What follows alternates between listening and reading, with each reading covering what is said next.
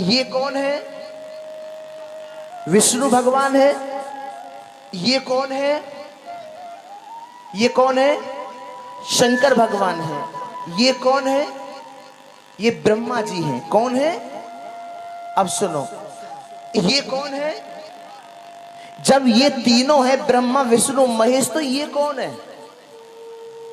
कौन है? शिव है, परमात्मा शिव है।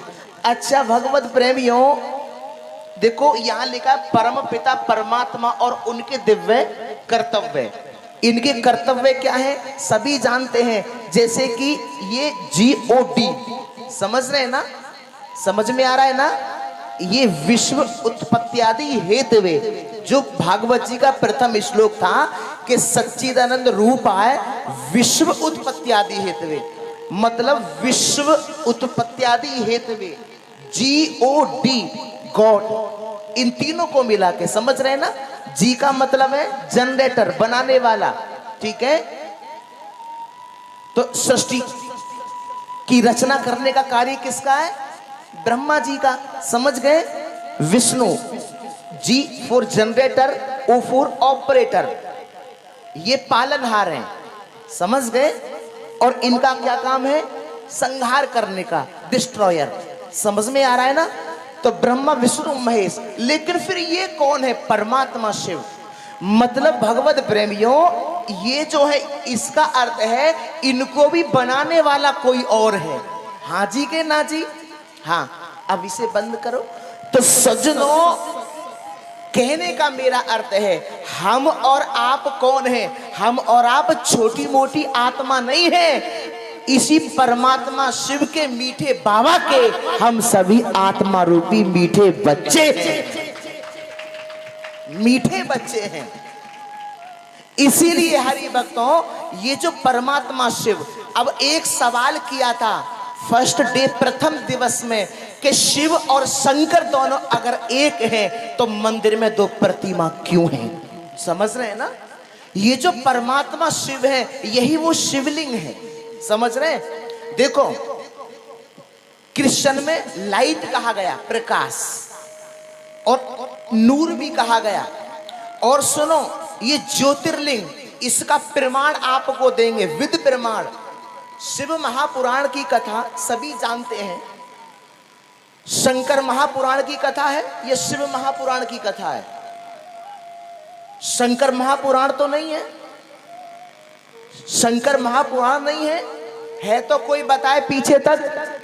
नहीं है ना?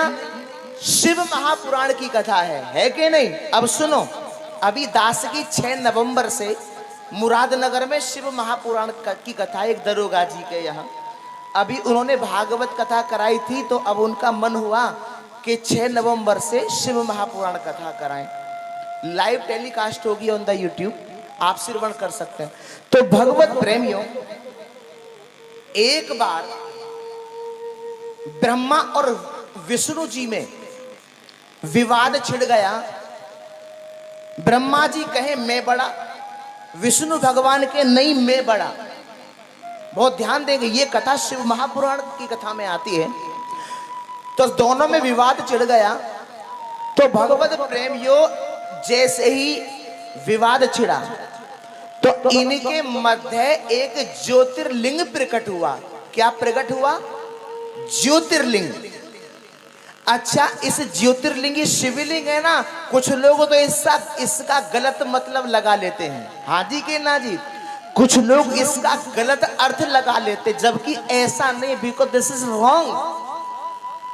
ये गलत है भगवत प्रेमियों, ऐसा तो सोचना भी अपराध है। तो इसीलिए हरि भक्तों, अब उस ज्योतिर्लिंग ने कहा सुनो, आपस में लड़ाई झगड़ा मत करो, विवाद मत करो।